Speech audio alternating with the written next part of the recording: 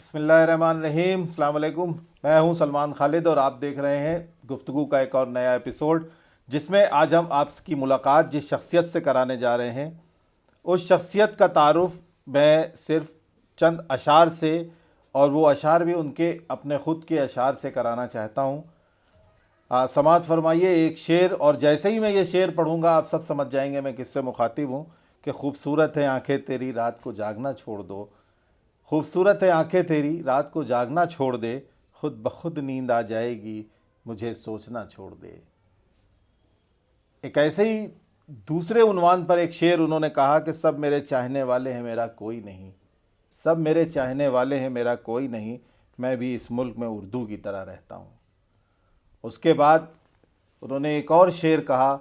आज हम जो गुफ्तगू करेंगे वो इन्हीं अशार के हवाले से आपसे गुफ्तगू करेंगे। दो चार दिन के जुल्म नहीं है यजीद के, दो चार दिन के जुल्म नहीं है यजीद के, पीते हैं लोग आज भी पानी ख़रीद के।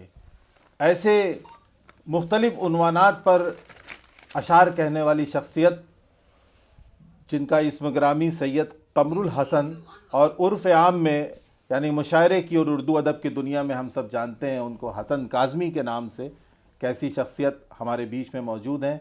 मैं इससे पहले कि हसन भाई का, जनाब हसन काज़मी साहब का आज के इस गुफ्तगू में इस्तकबाल करूं, मैं आपको बताना चाहता हूं कि 1963 की आपकी पैदाइश, कानपुर में आप पैदा हुए, लेकिन 60 की 1960 की आपकी पैदाइश, कानपुर शहर में आपकी पैदाइश हुई, और उसके बाद वहीं से आपने अपने अदबी सफ़र का आगाज़ किया।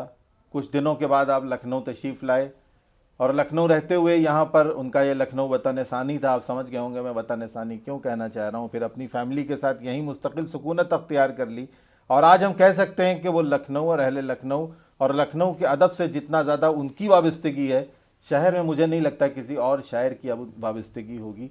ऐसी शख्सियत जो न सिर्फ शायर हैं बल्कि 1982 से लखनऊ दूरदर्शन लखनऊ में कैजुअल एंकरिंग शुरू की, और उसके बाद सहारा न्यूज़ नेटवर्क से जुड़े, और वहाँ पे जुड़ते जुड़ते तरक्की का जो सीढ़ियाँ तय की, 2012 में रोज़नामा राष्ट्रीय सहारा उर्दू में आप हेड हुए और आलमी सहारा उर्दू न्यूज़ चैनल के हेड हो गए। वहाँ से आपने अपनी सहाफ़त की भी शुरुआत की और सहाफ़त के एक मैयार पर पहुँचे और एक हाइट पर पहुँचे। हिंदुस्तान क्या दुनिया की ऐसी कोई जगह नहीं है जहाँ उर्दू का नाम लिया जाता और हसन काज़मी ने मुशायरा ना पढ़ा और वहाँ ना गए हों। आप Mecca, Medina, Saudi Arab, Jeddah, Riyadh, Karachi में, Hyderabad, Sindh, Dubai, Abu Dhabi, Sharjah, जहाँ मुस्तकिल जा रहे हैं, गए नहीं हैं बल्कि अभी भी मुस्तकिल वहाँ का सफ़र रहता है। मस्कत, दोहा, कतर, काठमांडू, नेपाल और अमेरिका के तकरीबन 16 शहरों में आपने मशायरों में शिरकत की।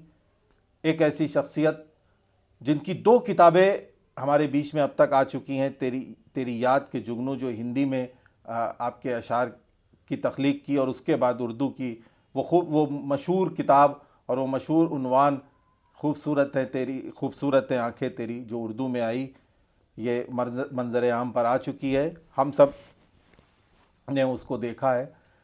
आपके नगमों को, आपकी गज़लों को न जाने कितने नगमा निगार ने, न जाने कितने सिंगर्स ने गाया है। उसमें तलत अजीज़ हों, जगजीत सिंह हों, अनूप जलोटा, पंकज उदास, उदित नारायण, पूर्णिमा ठाकुर, घनश्याम वासवानी, चंदा दास, और इन सब में सबसे ज़्यादा जो तलत अजीज़ ने 1995 में जब वो गज़ल गाई थी कि खूबसूरत है आंखें तेरी, पूरे हिंदुस्तान में क्या बल्कि उर्दू पूरी दुनिया में जहाँ जहाँ सुनी पढ़ी और देखी जाती है, मैं देखी एक ख़ास वजह से कह रहा हूँ, जहाँ जहाँ उर्दू पढ़ी सुनी और देखी जाती है वहाँ वहाँ इस गज़ल ने धूम मचा दी थी। और ऐसी शख्सियत जो आज एक हम सब में बहुत सीनियर हो चुके हैं, जनाब हसन काज़मी तशरीफ़ लाएँ हमारे गुफ्तगू के इस नए एपिसोड में। मैं हसन काज़मी साहब का इस्तकबाल करता हूँ, और मैं आपसे आज के इस प्रोग्राम में मैं एक इस तारुफ के अलावा थोड़ा मुख्तसर तारुफ चाहता हूँ जो मुझसे रह गया हो। मैं सफ़र मेरा यही है, एक कानपुर के आबो हवा में जी हमने जन्म लिया, रहने वाले हालांकि हमारे आबा अजदाद कड़ा मानिकपुर के इलाहाबाद जी। के हैं, लेकिन हमारी पैदाइश कानपुर में हुई जी। और वहीं तालीम हासिल की। और दौरान ग्रेजुएट मैं 82 में लखनऊ आ चुका था। दूरदर्शन की ललक ने मुझे थोड़ा सा अलग लगा कि जी। ये एक बार किसी मुशायरे में मोहम्मद अली मौज रामपुरी साहब का तारुफ करा रहे थे नाज़िम मुशायरा, जी। और उन्होंने सारे तारुफ के बाद आखिर में एक जुमला अदा किया कि ये मौज रामपुरी साहब रेडियो रामपुर से भी वाबस्ता है। अच्छा। बस ये एक जो तारुफ में मुझे एक चमक दिखाई दी, दिल में बैठ और गई। दिल में बैठ गई कि हमने कहा यार ये मुख्तलिफ हुआ इस भीड़ में जो स्टेज पे शुअरा इकराम 15-20 बैठे हैं, इनमें ये सबसे अलग है। जी। तो हमने कहा मुझे भी कुछ ऐसा करना है कि हम भी अलग से हमारी शिनाख्त हो, हमारी पहचान हो, सिर्फ शायरी या मुशायरे के हवाले से नहीं।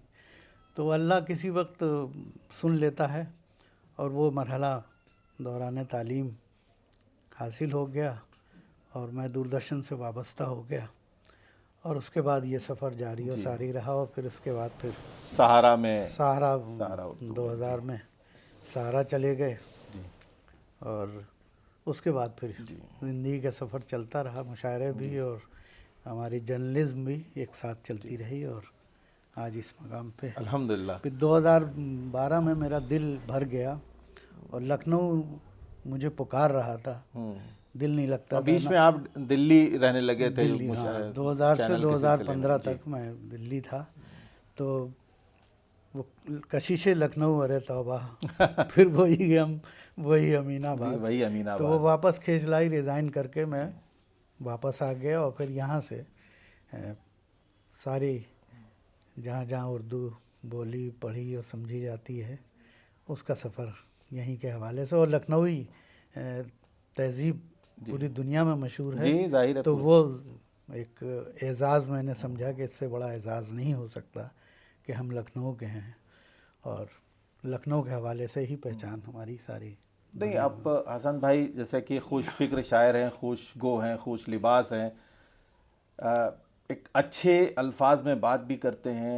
लखनऊ में जब हमारी आपसे मुलाकात हुई 1993-94 में, जब मैंने शुरू में नया निज़ामत करना शुरू किया था, मेरे ख्याल में पहले की बात है, 80s की बात है। नहीं, 80s की बात है। 80s की बात है।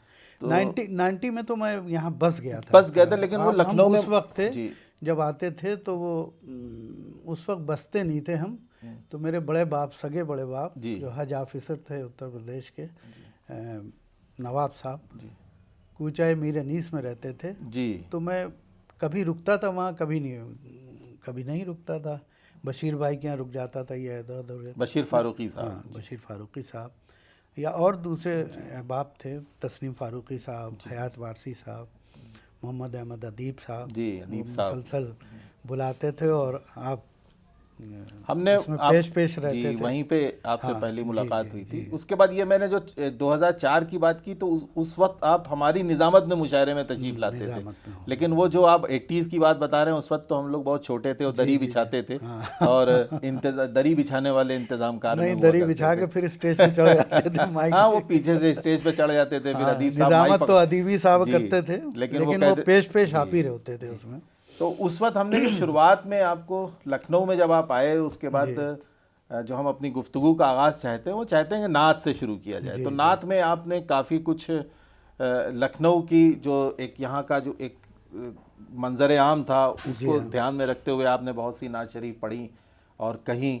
और मुझे लगता है कि तस्नीम साहब के बाद, तस्नीम फारूकी के बाद, अगर लखनऊ में नात शरीफ के मामले में अगर कोई नाम लिया जाता था उस वक्त, तो आपका लिया जाता था गालिबन। ये मुशायरे में पढ़ने की बात है। तस्नीम साहब, नहीं, वो तो बहुत सीनियर थे, वाली आसी साहब, तस्नीम साहब, नूर साहब का भी मेरे ऊपर बहुत सरपरस्ती रही है। उनके यहाँ भी अक्सर रुक जाता था, अक्सर आके मुशायरों में। तो इन लोगों ने मेरी सरपरस्ती की, और मुझे कानपुर से ज़्यादा लखनऊ ने मोहब्बत दी और इस्टेब्लिश भी किया मुझे, और मैं उनका एहसान नात लिखना या पढ़ना क्या हर शायर के बस की बात है? ये मेरा सवाल है। नहीं, है तो बहुत मुश्किल काम। मतलब नात पढ़ना पुलसरात के जी गुज़रने के मुतरादिफ है, और इसी वजह से मैंने नातें कम ही कह पाया जी। हूँ, क्योंकि उस इश्क में डूबना वो हर एक के बास की बात नहीं है। ये अल्लाह जिसे तौफीक देता है जी मेरे ख़्याल में वो है। और चूँकि मुशायरों का सिलसिला होता था तो मुशायरे में सलाम की महफ़िलों में भी जाना हो, मनक़बत की महफ़िलों में भी, नातिया तो खैर जी थे ही, नातिया महफ़िलों का तो उसी की बरकतें हैं। तो उसकी वजह से नातें होती गईं, और इतना हो गया कि हम हिंदुस्तान के मुख्तलिफ़ शहरों में नात के हवाले से भी जाया करते थे मुशायरों में। तो क्या नात शरीफ महफिल की, आज के ज़माने में नात शरीफ महफिल की शान रह गई है या रूह की आवाज़ भी है? नहीं, रूह की आवाज़ तो है ही, हमेशा से रही। जब रूह में आप नहीं होंगे, जी। आपके अंदर वहदानियत नहीं होगी, आपके अंदर इश्क नहीं होगा, इस इश्क रसूल नहीं होगा, खुदा से मोहब्बत नहीं जी होगी, उससे उनसियत नहीं होगी, तो मुमकिन ही नहीं है। एक मिसरा आप नहीं कह सकते हैं। गज़ल तो ठूस ठांस के आप कुछ ना कुछ कह देंगे, इश्क हकीकी और इश्क मजाजी जी जी के एतबार से कहीं ना कहीं कोई पहलू निकाले, लेकिन नात के लिए आपको बहुत समझ लीजिए कि डूबना पड़ता है। डूबना जब पड़ता आप है। डूबेंगे नहीं तो एक मिसरा नहीं निकल के आएगा। वो कहते थे कि हमीद सिद्दीकी साहब जब नात शरीफ अरे कहते थे, हम हाँ, लिखते थे जब तो भी लिखते थे बावजू होकर के बावजू लिखते थे, होके, और वो उस तो कलम से फिर बड़ा कुछ और एहतराम नहीं किया लिखते थे, बहुत। ऐसा लोगों ने बताया बेशक है। जी। बेशक। तो आपके नात के चंद अशार अगर सुन लें हम लोग। चूँकि नातिया मुशायरों में कम होता है जाना, जी तो वो हिफ्ज़ नहीं है। बहरहाल मैं एक आध नात के अशारे, एक मतलब एक मेरा था जो वो आपकी महफ़िलों में भी जी, पढ़ते थे आके सिद्दीक उमर उस्मान वाली। कि हाँ, नहीं वो तो नहीं आ रहा। वो अदीब साहब जो है हर जी, महफ़िल हर में महफिल में पढ़वाते हैं, तो वो पढ़वाते थे कहते हैं वो। कि ये जी हिफ्ज़ कराना सबको जी ज़रूरी है। और ये तो एक नात के एक मतलब एक शेर सुन लीजिए कि मैं बहुत दूर हूँ मदीने से, मैं बहुत दूर हूँ मदीने से, मैं बहुत दूर हूँ मदीने से, मौत बेहतर है ऐसे आहा ऐसे जीने जीने से, से, मौत बेहतर है ऐसे जीने से। मौत बेहतर है ऐसे जीने से। इसमें एक शेर जो मैं आपकी ही नज़्म करता हूँ, जी आपने जी भी उस दयार की ज़ियारत की है, वो इरशाद। आपके आंखों में बसा हुआ है वो मंज़र कि जिसने देखा हो गुंबदे खजरा उसको देखो बहुत करीने से, वाह वाह वाह वाह वाह, करीने से, सुभान अल्लाह सुभान अल्लाह। उसको देखो बहुत सुभान करीने अल्लाह से, सुभान अल्लाह। मैं बहुत दूर हूँ। दूर हूँ मदीने से। एक सवाल मैं पूछना चाहता हूँ जी आपसे, और कई लोगों ने ये सवाल पूछा कि अदब में और अक़ीदत के बीच में के दरमियान में तवाज़ुन कैसे कायम रखा जाए?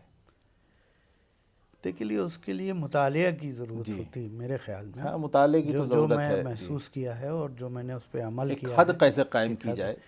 तो मुतालिया जितना आपका वसी होगा, ज़ाहिर है वो अक़ीदत भी उसमें शामिल होती बिल्कुल। चली जाएगी। जब आप डूबते चले जाएंगे उस अपने असातिज़ा के कलाम में, उनकी क्या क्या फ़नकारी होती थी कि एक मिसरा ऐसा चिपक जाता था कि मालूम हुआ कि वो कलेजा निकाल के रखे दे रहा आदमी। तो जब ये चीज़ें जब एक साथ आपके साथ जुड़ जाती हैं, तो ज़ाहिर है फिर आपके अंदर अक़ीदत और एहतराम लाजमी होता है। और बिल्कुल। उसके ज़रूरी नहीं कि शायर हो, आपको सुनने का भी एक सलीक़ा होना चाहिए। और जो मेरे ख़्याल में शेर कहना, नातिया शेर कहना और सुनना उससे बड़ा अमल है। सुनना तो जाहिर है, सुनना तो सुन्नत है। आप वो पहलू और उसकी इफादियत को नहीं समझ पा रहे हैं। आपने तो एक रो में या आमद होती है, अल्लाह ताला का हुक्म होता है, उसकी मेहरबानी होती है कि आपको कोई मिसरा, कोई शेर ऐसा अता कर दिया गया कि वो रहती दुनिया तक कायम हो रहा है। और बड़े बड़े लोग, प्रोफेसरान और बड़े बड़े अदीब और शायर, 50 मजमूए उनके आ चुके होते हैं, लेकिन कोई एक ऐसा शेर नहीं है उनको अता होता है कि वो जिसकी वजह से पहचान उनकी हो, उनकी शिनाख्त हो। आप नाम ले लीजिए, बहुत से बड़े नाम हैं, और उन्होंने इसको तस्लीम किया, तस्लीम करना पड़ेगा। और लेकिन अल्लाह का शुक्र है कि मैं उसका एहसान मानता हूँ, उसका शुक्रिया अदा करता हूँ कि उसने मुझे कुछ अशार 10, 12, 15 ऐसे दे दिए हैं कि वो गज़ल के अलग हट के वो अपनी शिनाख्त रखते हैं और पूरी दुनिया में उसके हवाले लिए जाते हैं। उसके जैसे ये सब मेरे चाहने वाले हैं, मेरा कोई नहीं, मैं भी इस मुल्क में उर्दू की तरह रहता हूँ, वही 81-82 का ये शेर है। और जब लखनऊ में उर्दू कंप्यूटर का आगाज़ हुआ तो उसका जो दावतनामा छपा था उसके टाइटल पे जो है मेरा ये शेर न सब मेरे चाहने वाले हैं।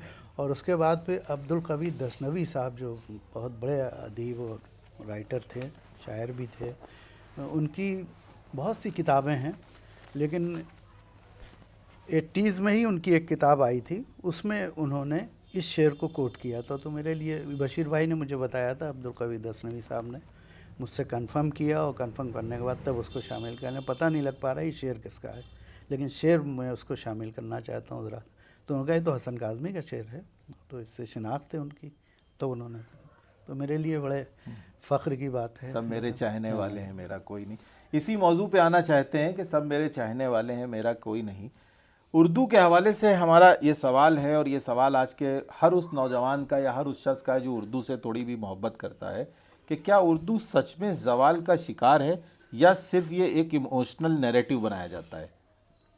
अच्छा सवाल है जी। और ये सवाल मैं 70s से जब से सुनते चले आ रहे हैं, और जब से मैंने इस मैदान में कदम रखा तब से सुनते आ रहे हैं, उर्दू का ज़वाल हो रहा है, और ये हो रहा है, रस्मुल ख़त ख़त्म हो रहा है, ये हो रहा है। तो सुनते सुनते, लेकिन मेरे जहन में एक और चीज़ भी थी जी कि उर्दू की नई बस्तियां आबाद हो रही हैं। बिल्कुल मीर गालिब के ज़माने में अमेरिका, दुबई और इंग्लैंड और ऑस्ट्रेलिया में मुशायरे नहीं होते थे। हमारे दौर में आके इन बस्तियों में हम मुशायरे ही नहीं हो रहे हैं, हम खुद भी वहाँ बुलाए जा रहे हैं, और जा के हमने दौरे किए, एक बार नहीं, कई बार, तकरीबन 1/3 दुनिया का सफ़र तय कर चुका हूँ उर्दू के नाम पर, उर्दू के नाम, सिर्फ उर्दू के नाम पे, सिर्फ उर्दू के नाम। मेरे साथ सिर्फ उर्दू जुड़ा है। मेरी तालीम तो ठीक है, MA उर्दू से हैं और PhD भी शुरू की थी, लेकिन ब्रेक कर दी। फैज़ अहमद फैज़ से मुझे बहुत इश्क था, और इत्तेफाक देखिए कि उनसे मुलाकात भी हुई, उनकी फ़ैमिली से भी मुलाकात हुई, उनके साथ मुशायरे शेयर किए। ये सबसे बड़ी, जैसे बशीर बद्र साहब के साथ ये है कि जब बशीर बद्र ख़ुद अपने आप को पढ़ रहे थे, MA में कर रहे थे अलीगढ़ यूनिवर्सिटी से, तो वो एक चैप्टर नई गज़ल के हवाले से उनके साथ था कि अहमद फराज, वो बशीर बद्र साहब ख़ुद अपने को भी उसमें शामिल किए गए थे, अपने आप को पढ़ रहे थे उस कोर्स में कि बशीर बद्र। और मेरे साथ ये है कि मैंने जिन जिन लोगों को MA और BA पढ़ के डिग्रियाँ हासिल की, उन शख्सियात के साथ तकरीबन जो मौजूदा उस वक्त थी 70s से लेकर आज तक, मैं उनके साथ स्टेज शेयर किया, उनके साथ पढ़ा भी है। तो ये मैं समझता हूँ कि बड़ी बात है, अल्लाह का शुक्र है, बहुत कम लोगों को हासिल है। इसी सिलसिले का दूसरा शेर जो बहुत आम फैला रहता है मार्केट में, हम लोग ये कहते हैं अपनी लखनऊ की ज़ुबान में, मार्केट में ये सवाल बहुत फैला हुआ है कि क्या उर्दू एक मजहबी ज़ुबान बना दी गई है, या ऐसा नैरेटिव बनाया जाता है कि ये एक मजहबी ज़ुबान है। हर उर्दू दां से, हर उर्दू से मोहब्बत करने वाले से, हर उर्दू के मतलब उर्दू का जो भी मोहब्बत करता है, या उर्दू का जो भी लिटरेचर जानता है, या उर्दू के जो टीचर्स हैं, हर शख्स से पहला सवाल यही पूछा जाता है, क्या ये मजहबी ज़ुबान है? मजहबी होती अगर तो मेला राम वफ़ा, जी, जगन्नाथ आज़ाद, कृष्ण बिहारी नूर, ब्रिज नारायण चकबस्त, रघुपति साय फिराक, फिराक, अगर इन गोरखपुरी। सब को अलग कर दीजिए इससे अभी दहलवी तो अमीर मतलब उनके साथ तो ज़िंदगी भर जी, आपने मुशायरे मैंने खूब मुशायरे पढ़े हैं। किए और पाकिस्तान ले गए उनको, बड़ी उससे देलवी साहब, क्या नाम है, गुलजार देलवी गुलजार साहब, दहलवी हाँ, साहब। उनके साथ तो ज़िंदगी बसर की। हम नोएडा रहे 15 साल, तो सुबह शाम उनके साथ ही हर वक्त का घर का आना जाना, हमारे घर आ रहे हैं, वो उनके घर जा रहे हैं।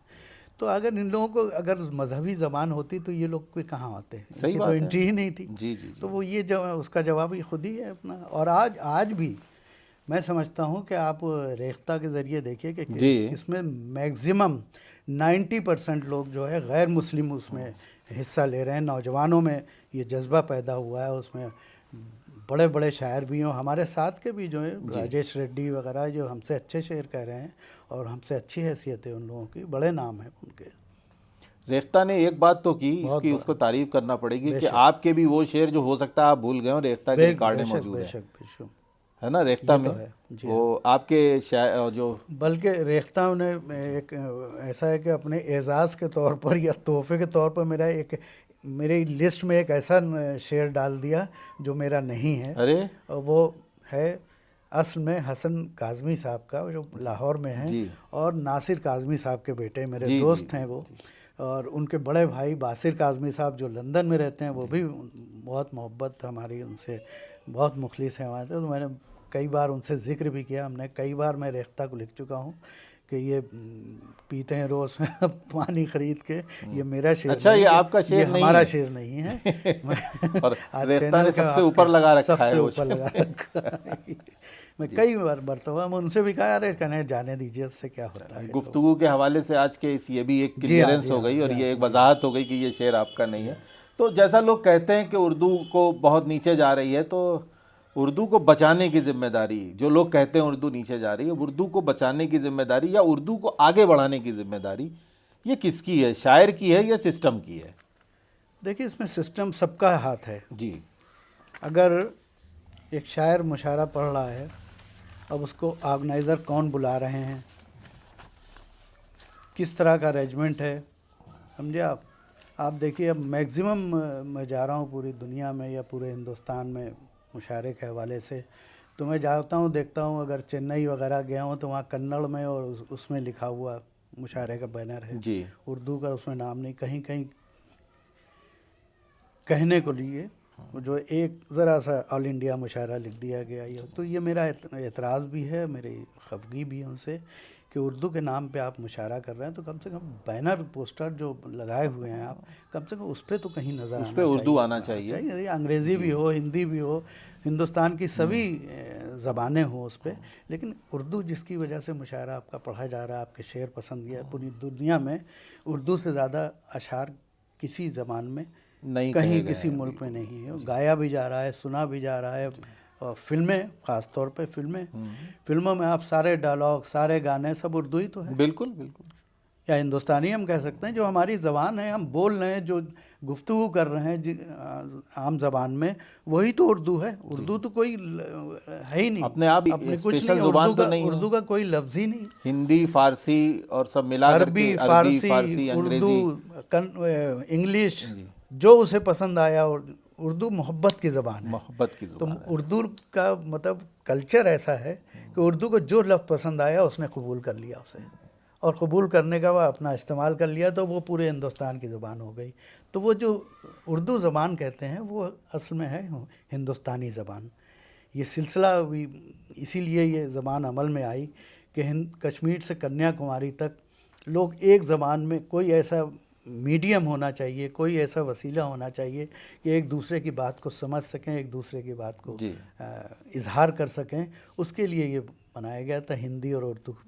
तो वो कामयाब है। देखिए उर्दू कहाँ से कहाँ पहुँच गई, हिंदुस्तान से निकल के। तो मोहब्बत की बात की आपने, तो मेरे ख्याल से काफ़ी इस एपिसोड का आधा टाइम हो गया है। तो अब तक हमारे नाजरीन इंतज़ार कर रहे होंगे उस गज़ल का जो आपकी ज़ुबान से सब सुनना चाहते हैं। हमेशा जहाँ भी आपसे मुलाकात होती है, खूबसूरत हैं आंखें तेरी। चलिए मैं एक मतला हाजिर कर देता हूँ। जी, एक मतलब है, एक शेर तो सुन लें कम से कम। खूबसूरत हैं आँखें तेरी, खूबसूरत है आंखें तेरी, रात को जागना छोड़ दे, खूबसूरत है आंखें तेरी। थोड़ा आवाज़ पे असर है, नहीं कोई बात ठंडक नहीं। का मौसम का। खूबसूरत है आंखें तेरी,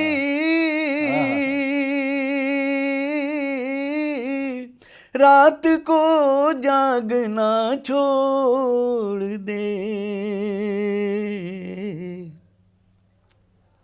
खुद ब खुद नींद आ जाएगी, खुद ब खुद नींद आ जाएगी, तू मुझे सोचना छोड़ दे,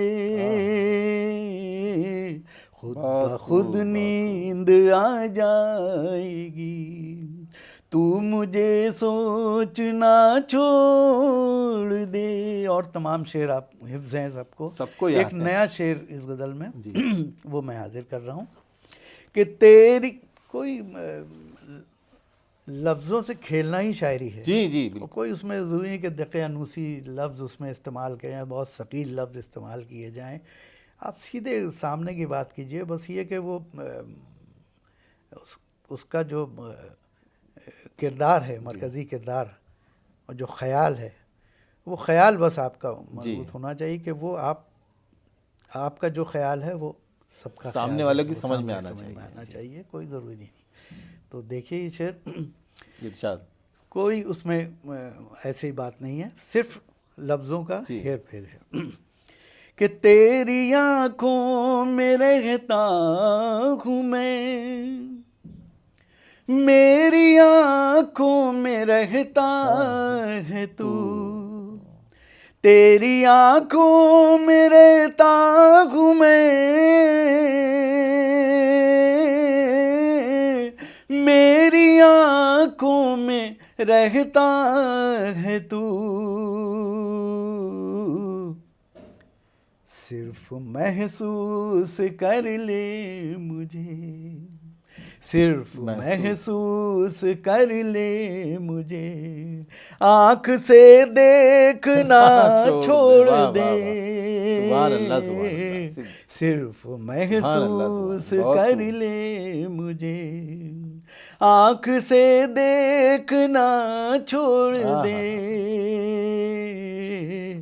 खुद ब खुद नींद आ जाएगी, तू मुझे सोचना छोड़ दे, वाह वाह, खूबसूरत है आँखें तेरी। बहुत खूब, सुभान अल्लाह सुभान अल्लाह। सोशल मीडिया पे आते हैं जिसके ज़रिए से इस गज़ल को बहुत ज़्यादा मकबूलियत मिली, और सोशल मीडिया का ये ज़माना है आजकल, और हम सब सोशल मीडिया के ज़माने में जी रहे हैं, देख रहे हैं, लेकिन उसके बहुत फ़ायदे भी हैं। एक एक मिसरा और एक एक गज़ल कहाँ तक पहुँच रही है रील के ज़रिए से और इंस्टाग्राम के ज़रिए से, ये हम सोच भी नहीं सकते। लेकिन क्या आज के ज़माने में, इंस्टाग्राम और सोशल मीडिया के ज़माने में, शायरी के लेवल को कम किया गया है या कम हो गया है इन चीज़ों के साथ?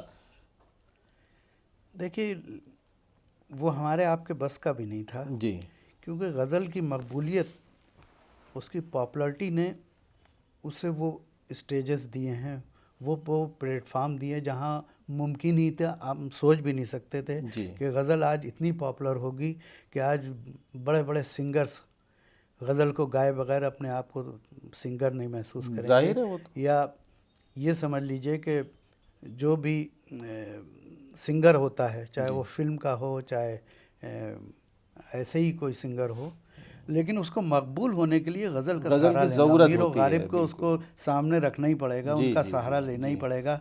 तो वो इसी वजह से उसको पॉपुलर होती चली गई। और वहाँ मतलब फास्ट संगीत जो हो रहा है, हरिहरन को देखिए, उन्होंने पॉप म्यूज़िक में गज़ल को डाला, और बाहर भी बड़े तजुर्बे हो रहे हैं उस गज़ल के लिए। तो मैं समझता हूँ कि ये ज़वाल तो नहीं, मैं समझता हूँ कि ये गज़ल की पॉपुलरिटी है। हाँ, तकलीफ़ ये होती है कि रस्मुल ख़त खोते जा रहे हैं हम जी, उसकी तकलीफ़ मैं समझता हूँ पे कि 30-35 बरस से चल ही रही है, और उसको कोशिश भी की हम लोगों ने बचाने की, लेकिन उसमें हमारे बस का नहीं है। लेकिन जो नई जनरेशन आ रही है, जैसे रेख्ता काम कर रहा है, जी। तो रेख्ता को ये भी करना चाहिए कि उर्दू लर्निंग कोर्सेज़ का भी एहतमाम करे, जी। कि जो लोग बाकायदा शायर बनना चाहते हैं, ठीक है, शेर पढ़ के और मेहनत करके वो आ रहे हैं, और अच्छे शेर भी कह रहे हैं और गज़ल कह रहे हैं, लेकिन उसके साथ वो उनको कम से कम उर्दू रस्मुल ख़त को भी सीखना चाहिए। अगर वो रस्मुल ख़त को सीखेंगे और उससे वाबस्ता होंगे, तो और भी लिटरेचर जो ट्रांसलेट होके किसी और शक्ल में उन्हें मिलता है, ओरिजिनल शक्ल में उनको मिलना चाहिए। वो मीर गालिब को पढ़ के ये भी फ़ख्र कर सकें कि हमने मीर गालिब को उन्हीं की रस्मुल ख़त में पढ़ा। तो मेरे ख़्याल में ये भी एक बहुत बड़ा एजाज़ है। इस तरफ ध्यान नहीं दे रहे हैं, हालांकि काम कर रहे हैं लोग, लेकिन इस तरफ भी ध्यान देना चाहिए। और उसके लिए मैं समझता हूँ कि हर आदमी जो इस शोबे से जुड़ा हुआ है, जैसे मैं हूँ, मेरे ऊपर ये फ़र्ज़ होता है कि मैंने आज 50 बरस हो रहे हैं मुझे स्टेज पे जी। शायरी के, तो इन 50 बरसों में हमें कम से कम 10 लोगों को उर्दू रस्म ख़त लिखना पढ़ना सिखाना चाहिए जी। था। वो मैंने काम किया। मैंने तो असमिया और दूसरे सूबे के लोगों को भी मैंने कोशिश की है, और सफ़र के दौरान मिले हैं और मैंने सिखाई है। मैं समझता हूँ कि बहुत मैं कामयाब हूँ उसमें। और पहले सुनते थे आके, जब मैं मुशायरों में नया नया आया था 75-76 में, तो कहा जाता है साहब उर्दू की रोटी खा रहे हैं। जी। जी। और साहब देखिए, वो उनके बच्चे जो है उर्दू रस्मुल ख़त से वाकिफ़ नहीं हैं, अपना नाम नहीं लिख सकते। तो ये यहाँ बिल्कुल मेरे को भाला लगा हुआ था बिल्कुल। तो मैं यहाँ से समझ लीजिए कि 2000 में यहाँ से गया। मेरे बच्चे छोटे थे। एक बच्चा मेरा 5 महीने का था, हसन, और बेटी मेरी जो है 5 साल की होगी। तो वहाँ जाके आर्मी पब्लिक में खैर एडमिशन हो गया और सब हो गया। तो मैंने कोशिश की, और मेरे घर के नज़दीक नोएडा में समझ लीजिए कि मौलवी मिलना भी बहुत बड़ा जी, मामला ज़ाहिर है, था तो ये बहुत था। मुश्किल काम है। तो एक मस्जिद थी मेरे घर के नज़दीक, मैं वहाँ गया सेक्टर 33 के पास, उस मस्जिद में जहाँ नमाज़ पढ़ते, तो मैं बैठा रहा। हमने कहा आज ये इमाम साहब से मैं बात करके जाऊँगा कि कोई इंतज़ाम करते हैं मेरा। तो मैं बैठा रहा, वो अपनी सुन्नतें वगैरह पढ़ते रहे, और बार बार मुझको देखते थे, यूँ देखते थे, फिर अपना।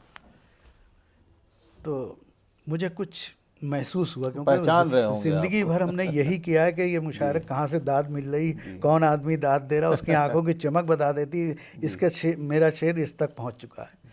तो वो नज़र तो मैं पड़ा, वो मुझे कुछ हौसला मिला। खैर वो नमाज़ ख़त्म करके वो नज़दीक आए मेरे, अस्सलाम वालेकुम। कहना आप हसन काज़मी साहब हैं? बस जैसे किसी यतीम को 2 बाप मिल गए। तो हमने हुजूर में आपके लिए बैठा हुआ था, और मैं नमाज़ तो हमेशा जुमे की यहीं पढ़ता हूँ आके, लेकिन कभी नहीं हुई। लेकिन आज एक ज़रूरत से मैं आपके पास आया हूँ। कहें साहब आपको मैंने नदवे में बारहा सुना है, कोई मुशायरा होता था, हम लोग पूरी टीम हम लोग की जाती थी और जाके आपको मुशायरा सुनते, आपकी गज़लें सारी मेरे पास नोट हैं, ये हैं। बस हमने कहा तो एक मेरे ऊपर एहसान कर दीजिए अरे साहब बच्चों को कि उर्दू हमने, मेरे बच्ची है उसको ज़रा सा उर्दू पढ़ाने के लिए। कहने कि असल में वक्त का मामला। हमने कहा हाँ वक्त का तो है ही, लेकिन यह कि उसके लिए जो हदिया होगा मैं दूँगा। मैं 33 में रहता हूँ, बगल में आपके। तो कहने कि मेरे पास सिर्फ सुबह का वक्त है, तो मैं किसी और के ज़िम्मे नहीं करूँगा, मैं ख़ुद कोशिश करूँगा।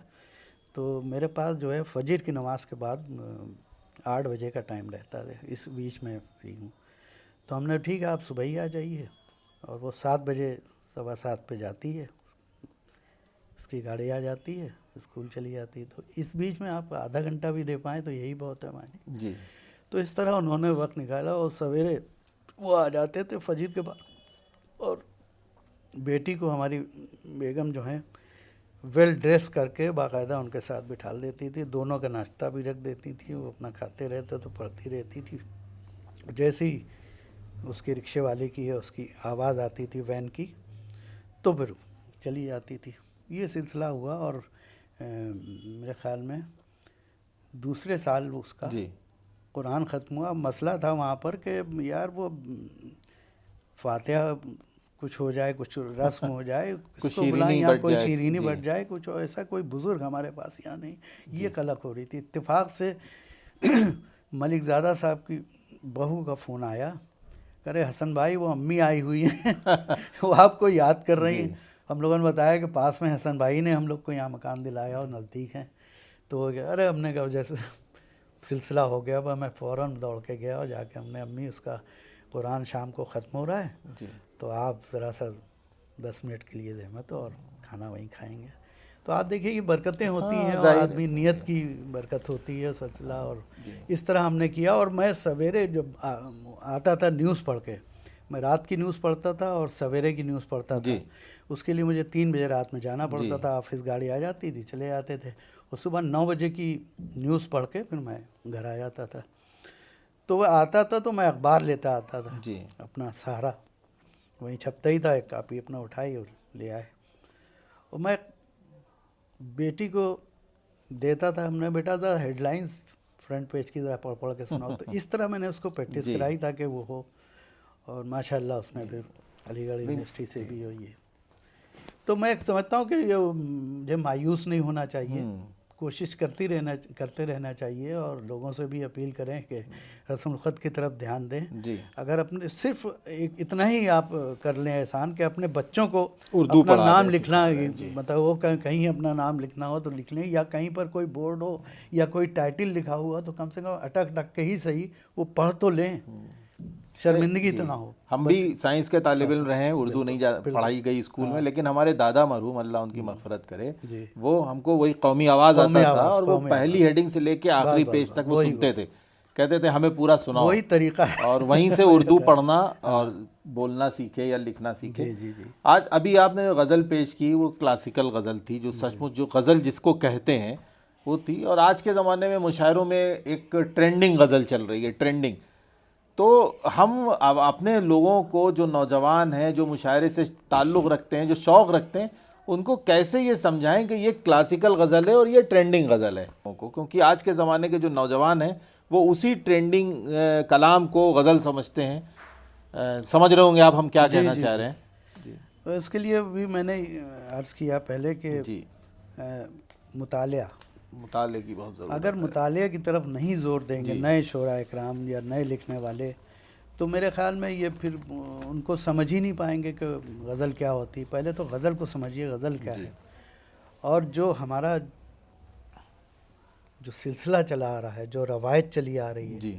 अगर हम अपने असातिज़ा को नहीं पढ़ेंगे, जहाँ से गज़ल की रवायत शुरू हुई, गज़ल शुरू हुई, हम वही चैप्टर अगर छोड़ देंगे, बीच के हम 4-5 क्लास छोड़ दिए, 5वें और 6ठे में दाखिला ले लें, तो ज़ाहिर है फिर हमारी बैकग्राउंड तो ख़त्म ही हो जाएगी। तो मेरी सबसे उम्मीद यही है और अपील भी है कि आप पढ़िए मीर और गालिब, दाग, जिगर, उनके कम से कम 1-1 हज़ार शेर सबके याद कर लीजिए। तब समझ में कोशिश ये आएगा कि कीजिए, गज़ल, तब समझ में आएगा ये आपको कि गज़ल गज़ल किसे कहाँ कहते से हैं। आती है। जी। मैं, आप समझ लीजिए कोई भी नया लिखने वाला है अगर वो आया है तो साहब देखिए, असातिज़ा ने हमारे तो कोई मैदान छोड़ा है, जी। कोई गली छोड़ी है, कोई ख्याल छोड़ा है? नहीं छोड़ा। नहीं छोड़ा। हमारे लिए कुछ है ही नहीं, हमें सिर्फ एक पूरा रेगिस्तान दे दिया है। अब उस रेगिस्तान में भी हम अगर कोशिश कर रहे हैं, एक मिसरा हमने कुछ लगाया तो देखा जाके कि वो सामने गालिब साहब बैठे हुए हैं, इधर नए लिखने वाले जो आ रहे हैं, जो मुतालिया कर रहे हैं, जो मुताले की अहमियत इसलिए ज़्यादा है कि कोई भी नया फ़नकार आ रहा है, नया शायर आ रहा है, उसने शायरी शुरू की है, तो उसे सयाक़ व सबाक़ का इल्म ही नहीं होगा, उसे पता ही नहीं होगा मीर ने क्या कहा है, गालिब ने क्या कहा है, दर्द ने क्या कहा है, मजनू ने क्या कहा है, फ़िराक़ ने क्या कहा है। जब अपने असातिज़ा को पढ़ेंगे तो वो कोई भी शेर तख्लीक़ करे, कोई भी ख़्याल उसके जहन में आएगा, तो वो उसने मान लीजिए कोई मिसरा उसमें कहा, तो उसको सामने वो मिसरा जैसे ही आएगा उसे लगेगा अरे यार ये तो गालिब बैठे हुए हैं सामने, ये दर मीर से मिल रहा है, ये दाग से मिल रहा है, ये जिगर से मिल रहा है, ये फ़ानी से मिल रहा है। तो वो एकदम से सोचेगा अरे ये सब तो रास्ते जो हैं ये सब इन लोगों के असातिज़ा के, यहाँ अगर इधर से गुज़रा मैं तो मैं फ़ौरन पकड़ा जाऊँगा, यहाँ तब आजमाई ना की जाए। नहीं की जाए और ना वो पकड़ा जाएंगे। अच्छा ये गालिब का मार दिया तुमने मिसरा, ये तो वो बीच से कोई राह का नहीं, ये सुनसान रख रहा। गालिब और मीर के बीच में एक रास्ता नुक्कड़ सी हल्की सी संकरी गली निकल रही है, तो चलो मैं इससे चलूँ। तो वो जब उस रास्ते से गुजरेगा तो वो उसका अपनी जगह होगी, अपना जी। रास्ता होगा, अपनी जगह होगी। तो ना मीर है ना गालिब है। तो वो जब तक ये हमारे नए शुअरा कराम जो नए लिखने वाले हैं उनको इसका इल्म नहीं होगा कि गालिब ने क्या कहा है, मीर ने क्या है, पहचान कैसे होती, मिसरे को पहचानते कैसे हैं, उसका रंग क्या है, उसका लहजा क्या है, उसका अंदाज़ क्या है। तो जब उसका इल्म नहीं होगा तो जाहिर है फिर वो फंस जाएगा और बैक हो जाएगा, उसको रास्ता ही नहीं मिलेगा। लेकिन अगर मुतालिया किया होगा तो वो कहेगा गालिब ने ऐसे कहा, मीर ने ऐसे कहा, तो मैं ऐसे कहता हूँ, वो करता हुआ उनकी बगल वाली गली से निकल गया। तो वो वही आदमी कामयाब होगा जो उन रास्तों से वाकिफ़ होगा। तो ये रास्ते आपको अपनाने हैं। नए लोगों से मेरी उम्मीद है और मुझे मशवरा भी है कि आप खूब पढ़िए, खूब पढ़िए। जितना अच्छा आप पढ़ेंगे, जितना ज़्यादा पढ़ेंगे, जितने अशार अपने असातिज़ा के आपको याद होंगे, तो आप समझ लीजिए आपके लिए वो ज़िंदगी भर के लिए आपकी एक अलग पहचान जी। बनेगी, अपना लहजा बनेगा, अपनी शिनाख्त बनेगी। यही वजह है मुतालिया करने का।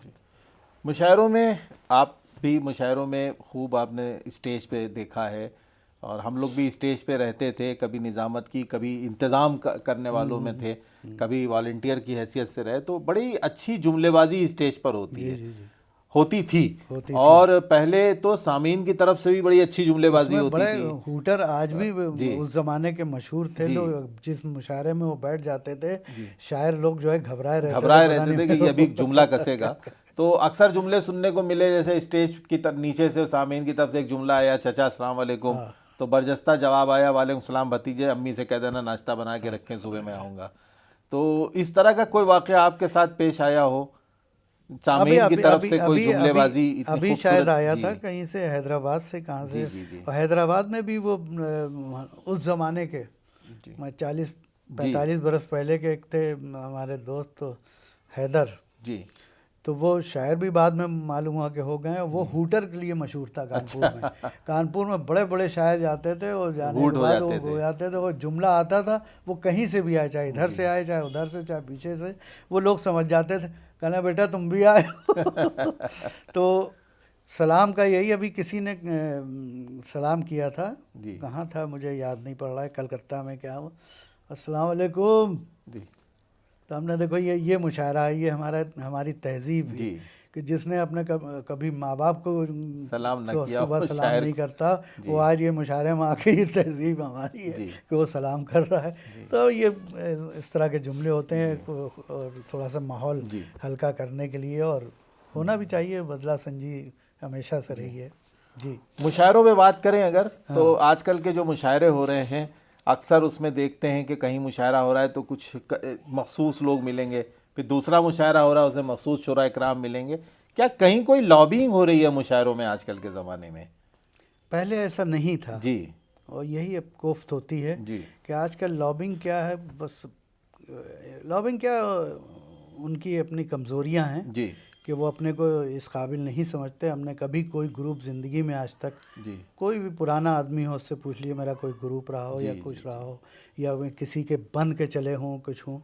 हाँ, बुज़ुर्गों की खिदमत की है हमने, जैसे मैं कैफ़ी साहब के साथ एक ज़माने तक रहा, जी। निज़ा फाजली के नहीं, साथ देखा रहा, है हम लोगों है ने, ना, आपने देखा, ये कैफी आज़मी के साथ देखा देखा, है। निज़ा फाजली के और साथ देखा। बड़े बड़े जी। अदीबों शायरों के जी। साथ मेरा रहा है, सिर्फ शायरों में नहीं, मेरा प्रोफेसरान से भी रहा जी। है, बड़े बड़े तनकीद निगारों के जी। साथ जी। भी मेरा रहा जी। है। सबसे राब्ते हैं बाकायदा, उमूमन शायरों के नहीं होते हैं, लेकिन मेरे हमेशा रहे, क्योंकि ये लखनऊ में जो आलमी सतह के सेमिनार्स होते थे, जी। तो उसकी पूरी जिम्मेदारी अथर नबी साहब मुझे जी। दे देते थे। तो उनके ठहराने का, उनके रिसीविंग का, उनके आने जाने का, और नकलो हरकत जो कुछ भी होती थी उसके लिए वो पूरी जिम्मेदारी मेरी होती थी।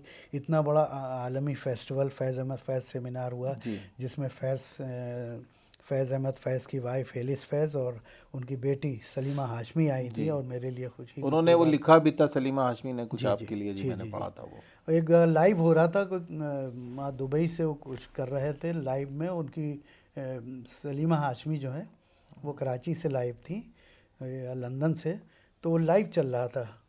तो मैंने, क्योंकि बोल तो उसमें सकते नहीं, हमने कहा सलीमा आपा को बहुत ज़माने बाद देखा, 20 साल बाद, और जो साहब वो लाइव कर रहे थे उनको हमने कहा हमने मेरा सलाम कह दीजिएगा। तो उन्होंने लाइव कह दिया, कहने के लखनऊ से हसन काज़मी सलाम कह रहे साहब हैं। आपको सलाम कर रहे हैं, कह रहे हैं बहुत दिनों बाद। अरे हसन मेरा भाई, और वो तो क्या लखनऊ की रातें थीं और क्या लखनऊ का दिन थे, एक हफ्ता हम लोग का कैसे बीता।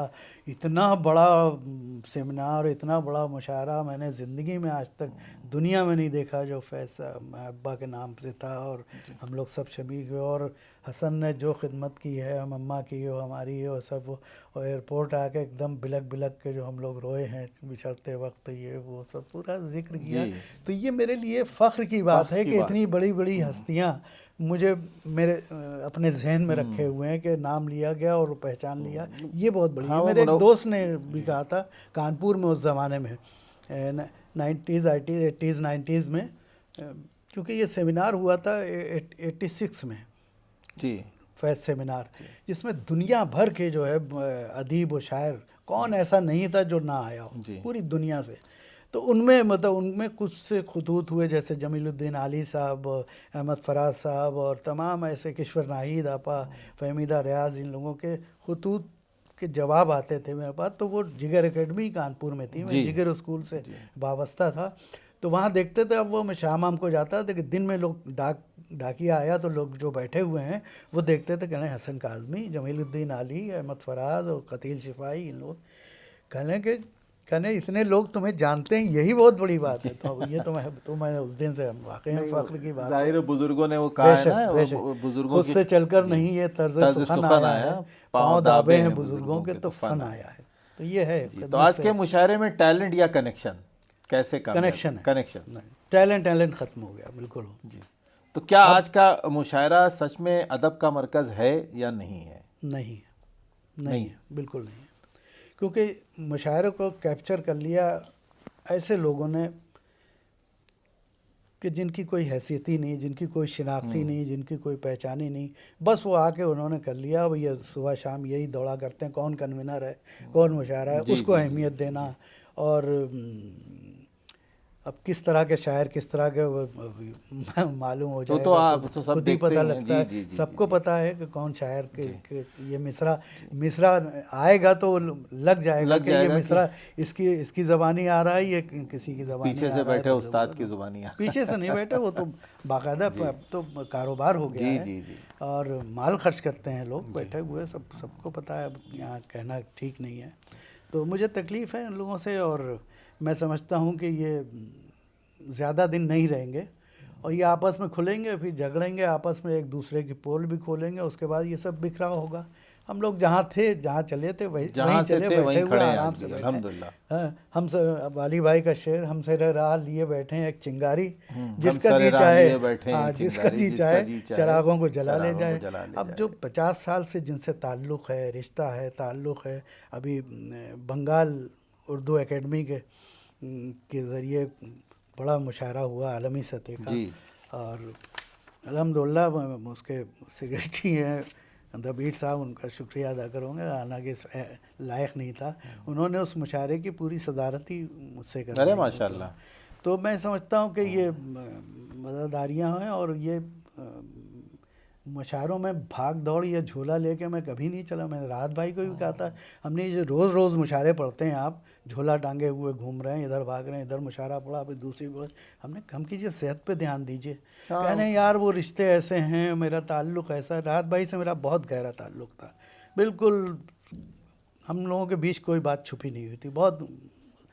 तो कहने के लेकिन मैं नहीं कर पाता हूँ। हमने कहा आप कम करिए इसको, मैं नहीं कह रहा हूँ कि बिल्कुल ख़त्म कीजिए, लेकिन थोड़ा सा गैप होना चाहिए आपको सफ़र के बीच में, ताकि एक रेस्ट हो जाए आपका। कहना नहीं हो पाता। हमने कहा काम करिए, प्राइस बढ़ा दीजिए आप। कहना हाँ ये तू सही कह रहा है। तो हमने हाँ बिल्कुल, आप प्राइस बढ़ा दीजिए, कहिए भाई इससे कम नहीं हो पाएगा, और ख़ुद ही भाग जाएंगे खुद ही। वो आप चूँकि कहते हैं चलो ठीक है यार, चलो कर लेंगे, ये छोड़ दीजिए। आप ध्यान दीजिए, बाईपास हो चुकी है, आपकी कितनी प्रॉब्लम है हार्ट की, इसकी हाँफने लगते हैं आप, खाते पीते कुछ है नहीं आप, सब पूरा। तो उन्होंने उस पर अमल किया, और मेरे ख़्याल में मैंने ही उन्हें अपने हाथ से कलकत्ता में 1 लाख रुपया दिया, और अपने ही हाथों से गया मैं वहाँ पर मैंने उनको 1.5 लाख रुपया दिया। वो उनकी ज़िद थी कि वो नहीं जाएंगे कलकत्ता, तो मैंने उससे कहा हमने वो नहीं आएंगे। उन्होंने कह दिया, मैंने कलकत्ता खुरच दिया अपने जहन से, कहने किसी भी कीमत पे हसन भाई आना है। तो हमने किसी भी कीमत है तो फिर तुम्हें 1.5 करना पड़ेगा, बोलो 1.5 करो तो मैं भी राज़ी करूँ। हमने उनसे, हाँ अब तो उनको गए हुए भी 4 साल हो गए हैं, हाँ, 5 ये साल मैं हो रहे हैं। 10 साल की बात 10 कर साल रहा हूँ पुरानी अभी बात अभी बता रहे हैं, बहुत बड़ी रकम होती थी उस और वक्त। मैंने जो है फिर वो उससे बात की राहत भाई से कि हमने राहत भाई 1.5 लाख रुपया मैंने उसको बोल दिया है और दीजिए, बाकी आपका इंतज़ाम सब मेरा, मजाल है कोई टस से मस हो जाए। कुछ हादसा हो गया था वहाँ पर पब्लिक में, कुछ जी। एक शायर के से तो कुछ उनको बोल दिया था, तो वो पब्लिक उसके फेवर में वहाँ पर गड़बड़ हो गया था थोड़ा सा, तो उन्होंने कह दिया आज से कलकत्ता ही नहीं आऊँगा। तो खैर मैंने उनसे कहा हमने, आप मेरी जिम्मेदारी, आप जी। चलिए, कुछ नहीं हो गए वो, और हिट रहे बहुत ज़्यादा, तो कामयाब। मेरे ख्याल में मुशायरे की दुनिया में पहले भी और आज के इनसे बड़ा परफार्मर मैंने ज़िंदगी परफॉर्मर में कोई नहीं नहीं था, वो दुनिया राहत में साहब से कोई बड़ा नहीं था, परफॉर्मर किसी भी फील्ड का ले लीजिए। राहत भाई में वो आर्ट थी, 5 परफॉर्मर थे मिनट वो, बस, इसमें उन्हें कोई 5 मिनट चाहिए माइक पे आने के, जी। वो उसके बाद पूरा माहौल अपने माफिक बना लेते उनको।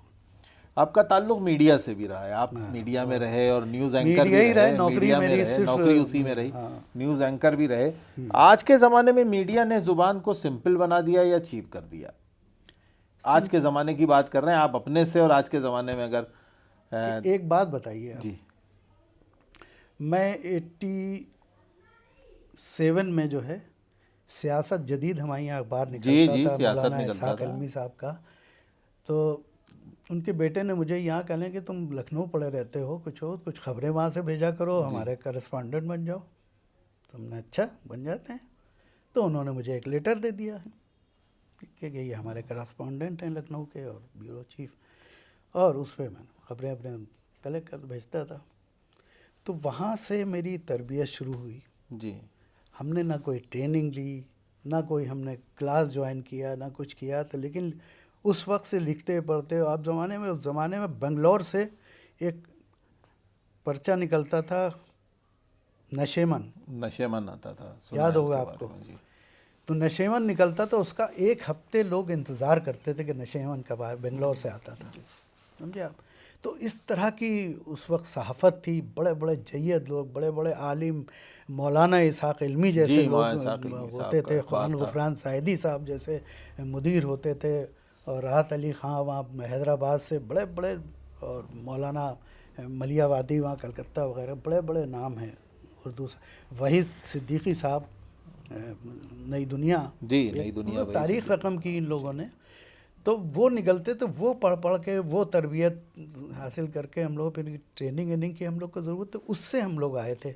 अब आज क्या हो रहा है, आज एक 3 महीने का भी कोर्स है, आप जाइए कर लीजिए, एक 6 महीने का है, तो 3 महीने और 6 महीने में आप 300 साल की सहाफ़त की जो वो है वो कैसे पिला सकते हैं? बिल्कुल नहीं पिला तो नहीं आ सकते। हाँ, उन्हें शौक़ है कि मीडिया का ज़माना है, जो दिख रहा है वो बिक रहा है, कि वो माइक का ना आईडी लेके खड़े हो गए, हाँ साहब देखिए अभी अभी यहाँ पर एक्सीडेंट हुआ है, ये हुआ है, ना उन्हें टोन का पता है, ना किसी का पता है। उन पे हम लोगों को जब दूरदर्शन में न्यूज़ सिखाई गई थी, तो दिखाई गई थी कि एक न्यूज़ हम खुशी की पढ़ रहे हैं, खुशी की पढ़ते पढ़ते अगली मुझे बुलेटिन मालूम है कि अगली न्यूज़ जो है वो बहुत ही संजीदगा है, किसी की मौत की है, या किसी बड़े लीडर की, या किसी उसकी दुख की खबर है। तो वो ये बताया था कि अगली खबर का आपको इंतज़ाम किया। जैसे ही वो सीन ख़त्म हुआ पिछली खबर का, उसके बाद जैसे ही आप कैमरे के सामने आएंगे तो आपका चेहरा वही से, आप खबर सुना नहीं रहे हैं, खबर बता रहे हैं। ये बताने वाला आज कौन है बताइए? तो हमें वो तासुर पहले अपने चेहरे पे लाना पड़ता था, अपने को मोटिवेट करना पड़ता कि अगली खबर क्या होने वाली, आपके चेहरे से पता लग जाती थी। ये आज कहाँ है, कौन है, चीखते चिल्लाते हैं। चीख यही मुशायरों में भी आ गई हमारे। और यही एक मुशायरा था ज़माने में, उमर कुरैशी साहब के की निज़ामत में मुशायरे पढ़े, मलिकज़ादा साहब की, अनवर भाई तो बहुत बाद में आए। और ये माहौल होता था, क्या फ़ज़ा बनती थी, क्या लोग होते थे, क्या असातिज़ा होते थे, क्या महफ़िल होती थी मुशायरों की। और आज के दौर में आप देख लीजिए, कि इतना चीख पुकार मालूम हो रहा है कि ये मुशायरा नहीं हो रहा है, एक जो है वो म्यूजिक शो होने जा रहा है। चीख पुकार के साथ साथ और अल्फाज की तहजीब को भी तहजीब बिल्कुल है ही खत्म कर नहीं, वो दिया तहजीब एकदम। तो जुमले तो ला ही नहीं पाएंगे। कम से कम वही जुमले तुम इस्तेमाल कर लो, यूट्यूब में पड़ा हुआ है सारा मसाला, देख लो। उसको रट लो, इधर उधर जुगाड़ पानी करने से तुम कम से कम वही जुमले अदा कर लो। वो कभी चीखे हैं मलिक ज़ादा साहब, बताइए कभी चीखे हैं? आपकी चीख सुनी उनकी कभी? कभी नहीं सुनी। उमर कुरैशी साहब की चीख सुनी है? अभी मैंने 2 दिन पहले एक इंदौर का एक मुशायरा किसी ने क्लिप भेज दी थी, तो वही मैंने परसों शेयर की। हमने देखिए ऐसे मुशायरे होते तो ऐसे नाजिम होते थे, क्या सादगी से 15-20 मिनट तक बोल रहे हैं, कोई चीज़ आज कर बोल कर दिखा दीजिए। शायर भी आ रहे हैं तो वो भी चीखते चिल्लाते हुए आ रहे हैं, ये फान, ये तलवार, ये यार शायरी सुनाओ। क्योंकि 10 साल बाद तुम्हारा ये शेर सुनने के लिए हवाला ना देना पड़े, कोई तमहीद ना मानना है, साहब 10 साल पहले ये ऐसा ऐसा हो गया था, ऐसे उस वाक़या मौके हुआ का था, उस पे ये आप शेर कहा गज़ल था। का शेर सुनाइए बगैर किसी। एक बार मैं आपको बता दूं, एक बार सन 84 में मैं लखनऊ फेस्टिवल का मुशायरा था जी। और उस मुशायरे में मैंने ओपनिंग की थी मुशायरे की। ओपनिंग करके मुशायरे में आ गए और कैफ़ी साहब की खिदमत में मैं था, मीरा बाई गेस्ट हाउस में उनको ले गया और ऐसे ही कमरे में दाखिल हो गए। और तो उन्होंने कहा, वो तो नहीं बोले लेकिन वहाँ बोले, कहने लगे ये बताओ तुम कि ये मुशायरों में जुमलेबाजी ये सब कहते कैसी? हमने क्या हुआ कैफी साहब? यही कि आप मुझे देख कम रहे हैं, सुन कम रहे हैं, देख ज़्यादा रहे हैं, और ये कभी कुछ कहने की ज़रूरत नहीं। खुमार साहब को देखते हो, शमीम साहब को देखते हो, आए सीधे सीधे आए और गज़ल शुरू कर दी। ये फैसला बाद में करेंगे लोग कि क्या पढ़ा था क्या नहीं करा, लेकिन आपको ये सब जुमले कहने की क्या ज़रूरत? आइंदा मैं ना सुनूं। वो डर 84 का डर आज भी कायम है, आज भी मैं नहीं बोलता हूँ। उस मुशायरे में मुझे याद है, मैं अपने वालिद साहब के साथ जी गया था, वो मजरू सुल्तानपुरी आए मजरू थे। साहब भी थे, जी। हाँ, और नौशाद साहब भी थे। जी, वो और हमारे दादा हकीम इब्बन साहब दोस्त थे, वो हकीम इब्बन दोनों साहब, साथ में, और अब्बा हमारे साथ में आए थे। हकीम इब्बन साहब से आपका क्या था? हमारे वालिद साहब के सगे चचा थे। अच्छा अच्छा, मैं तो वहाँ रहता था जी, जाके डॉक्टर हफ्तों उर्फी के महीनों। यहाँ।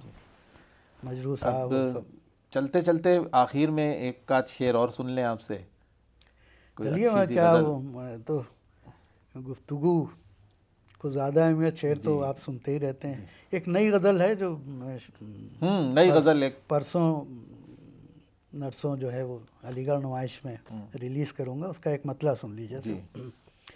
कि मखमली आपके हाथ हैं, मखमली आपके हाथ हैं। मुझे रोमांटिक शायर के तौर पर जाना गया जी। खूबसूरती उससे, तो रोमांटिक या क्लासिकल शायर? क्लासिकल ही रोमांटिक होती है। वो क्लासिकल गज़ल का, रवाती गज़ल का दामन मैंने आज तक नहीं, मैंने कोई भी मिसरा आज तक सियासी नहीं कहा, गीत नहीं कहे।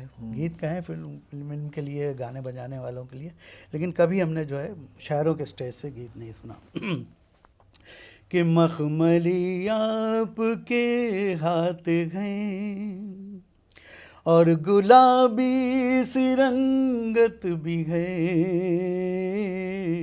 मखमली आपके हाथ हैं, मखमली आपके हाथ हैं और गुलाबी सी रंगत भी है, आप बेहद हंसी हैं मगर, आप बेहद हंसी हैं मगर बेवफाई की आदत भी है, बेवफाई की आदत भी है।